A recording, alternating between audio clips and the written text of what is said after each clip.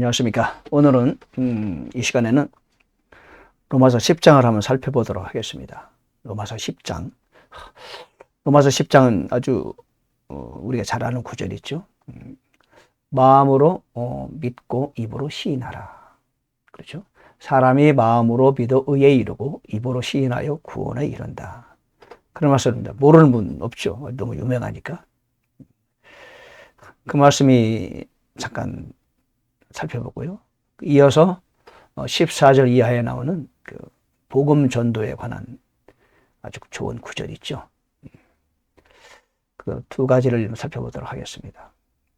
로마서 10장은 대체적으로 두 가지의 특별한 메시지를 주고 있죠. 성경 말씀 모두 다 중요하죠. 가벼운 말씀은 전혀 없어요. 다만 오늘날 이 시대에 우리가 살아가면서 환경적, 개인적인 적용이 가능한 구절이 어떤 구절인가? 그것이 나에게는 중요 구절이 되는 거죠. 교만한 사람에게는 겸손하라 하는 말씀이 아주 성령이 주시는 말씀이 될 것이고, 좀 게으름을 피는 사람에게는 부지런하라. 그렇죠? 기도를 하고 싶은데 기도를 못한다. 그런 사람에게는 열심히 기도하라. 그런 구절이 나에게 살아있는 말씀으로 다가오게 되죠. 하나님 말씀 모두 다 중요 구절이지만 특별히 나에게 당장 적용이 가능한 그런 말씀이 나에게 핵심 구절이 되는 겁니다. 그 성경은 몇 장은 핵심 구절이 이것이다. 이것은 모든 사람에게 적용할 수 있는 게 아니에요. 왜냐하면 성경은 물론 책이지요. 책이지만 성경은 살아있는 하나님의 말씀이고 나에게 전하라는 개인적으로 주시는 메시지이기 때문에 객관적으로 일반적으로 이 구절이 핵심 구절이다. 그렇게 말하는 것은 성경을 하나의 책으로 이제 보는 입장에 불과하다고 저는 보고 있습니다. 자, 오늘 10장에서 저는 두 가지의 파트로 나눠서 살펴보도록 하겠습니다. 첫째는 소제목을 구원의 길이 여기에 하겠어요. 구원의 길이 여기 있다. 입으로 시인하고 마음으로 믿자. 마음으로 믿어 의에 이르고 입으로 시인하여 구원에 이른다. 그러면서 11절에 보니까 주의 이름을 부르는 자는 구원을 받으리라. 이렇게 되어 있어요. 여기서 두 가지 단어가 주요 단어가 나오죠. 첫째는 heart입니다. heart, 마음. 두 번째는 mouth, 입입니다. 도대체 이 마음은 뭐고 입은 뭐냐? 입으로 시인해야만이 믿음을 바로 가질 수 있는 것이고 입으로 고백해야 하는 것이 중요하다. 그 사람들은 막 입으로 고백을 막 시킵니다. 부흥회하고 그럴 때 사람들 나오라 해서 따라서 하세요. 그리고 막 입으로 고백을 시키죠. 그러나 여러분, 입으로 고백하는 것이 중요하지만 마음으로 믿지 않아야만 의미가 없어요. 어떤 사람은 말 못하는 사람도 있잖아요. 그런 사람은 말은 못하지만 마음으로 믿어서 구원을 얻죠. 또 어떤 사람은 마음과 말이 다른 사람도 있어요. 그런 경우에 이제 의도적으로 그런 경우도 있지만 그 사람이 살아온 그 상황에 따라서 성격에 따라서 입으로는 말하는데 마음과 입이 일치가 안 되는 경우가 있어요.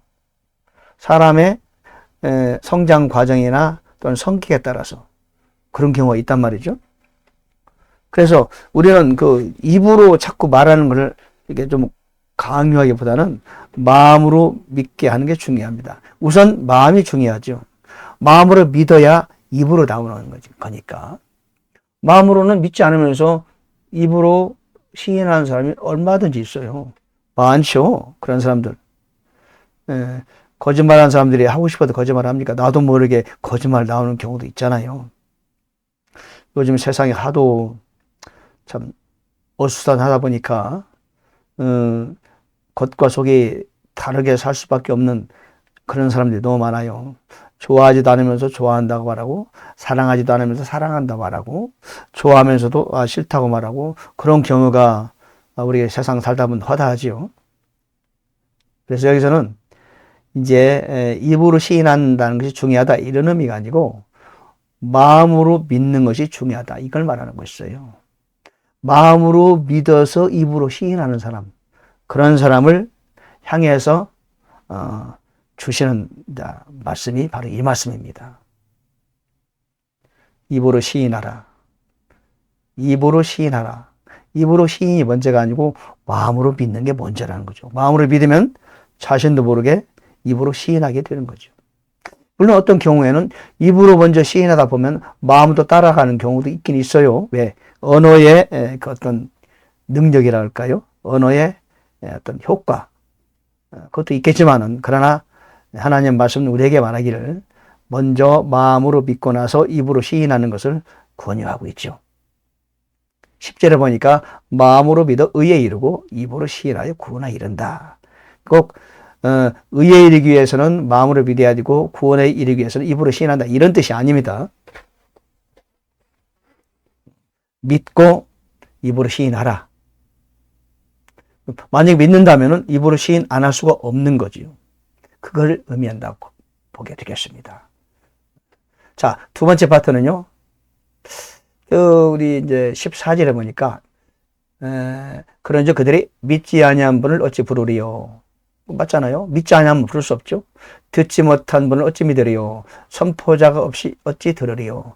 보내어지지 아니하였으면 어찌 선포하리요. 기록된 바 화평의 복음을 선포하며 좋은 일들의 반가운 소식을 찾아오는 자들의 발이 어찌 그리 아름다운가. 결국 이 말씀은 어떤 말씀이냐. 전도하라 그 얘기예요. 전도하지 못하고 선포하지 못하면은 누가 들을 수 있겠느냐. 듣지 못하고 어떻게 믿을 수 있겠느냐. 그죠? 그런 말이죠. 믿지 아니한 사람은 어찌 부를 수 있겠느냐. 그러므로 가장 중요한 포인트는 우리에게 주는 메시지는 선포자가 되라. 복음 전도자가 되라. 이런 뜻입니다. 복음을 전해야 누군가 들을 거 아니겠느냐. 그 사람이 들어야 믿을 거 아니겠느냐. 믿음이 있어야 부르지 않겠느냐. 주의 이름을 부르는 자는 구원을 받는다고 말했기 때문에, 그러므로 가장 첫 번째 단계는, 가장 필요한 과정은 먼저 선포해야 된다. 즉 복음을 전하라 이 얘기입니다. 여러분, 전도자는 어디에 있습니까? 그리고 복음을 전하는 그 발이 어찌 그리 아름다운가. 여러분의 발이 하나님 보시기에 아름다운 발이 되고 싶습니까? 그러면 여러분의 그 발을 전도하는 데 사용해야 돼요. 그래야 주님께서는 너의 발이 참으로 아름답구나 그렇게 칭찬하시는 겁니다. 복이라는 것은 먼저 복을 추구해 복이 있는 게 아니고 하나님 앞에서 내가 복받을 행위를 먼저 나와야죠. 그래야 복받을 만한 조건이 전제될 때 하나님은 저절로 복을 주는 거예요. 그렇죠? 오늘날 하나님께서는 전도자를 찾고 계십니다. 아름다운 발이 과연 어디 있을까? 오, 전도자는 어디에? 당신의 발은 아름답습니까?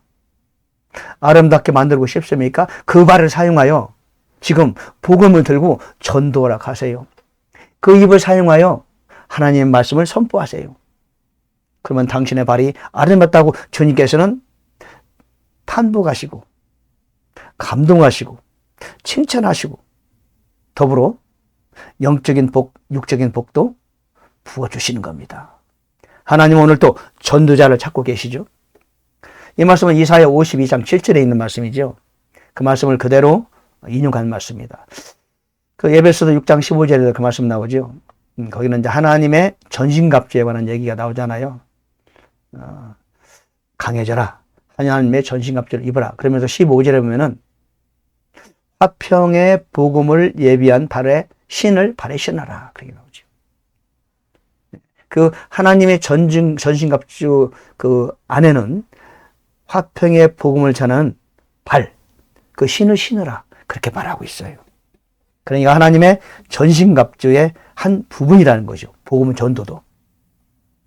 자, 그렇게 여러분 열심히 복음을 전함으로써 사람들로 하여금 듣게 하고 그리고 믿게 하고 그리고 주의 이름을 부르게 할 수 있는 그런 일꾼으로 사용되는 여러분 인생 되기를, 나날 되기를 간절히 바랍니다. 복음을 전한다는 것은 우리에게 축복의 기회입니다. 예수께서는 3년 반 동안 이 땅에 사시면서 계속해서 이 마을 저 마을 다니시면서 복음을 전하셨어요. 오늘 또 주님께서는 그렇게 복음을 전할 사람을 찾으시고 또 필요하십니다. 사도 바울도 평생을 다니면서 감옥에도 가고 질소로 가면서도 여전히 지속적으로 쉼 없이 복음을 전했고, 그는 우리의 참으로 아름다운 롤 모델이 되고 있습니다. 복음 전도 어렵지 않습니다. 내가 복음을 전하기 시작하면 그분께서 도우십니다. 담대함을 주시고 능력을 주시고 지혜와 능력을 주십니다. 물론 복음 전도하기 전에 먼저 기도로 준비되어야 됩니다. 말씀으로 준비하고 거리에 나가세요. 거리에 나가면요, 거리는 사단이 활개치는 곳이에요. 거리에서 사단과 싸워서 그 매여 있는 사람을 우리가 구해오려면은 기도의 용사가 되어야 돼요. 기도로 준비하고 나가야 됩니다. 말씀으로 준비해 나가야 됩니다. 왜? 거리는 싸움터입니다. 싸우러 나가야 됩니다. 싸워서 악한 영에 잡혀있는 그들을 우리는 구해와야 돼요. 우리가 구함에 확신이 없다 할지라도 일단 가서 복음을 전도하는 거예요.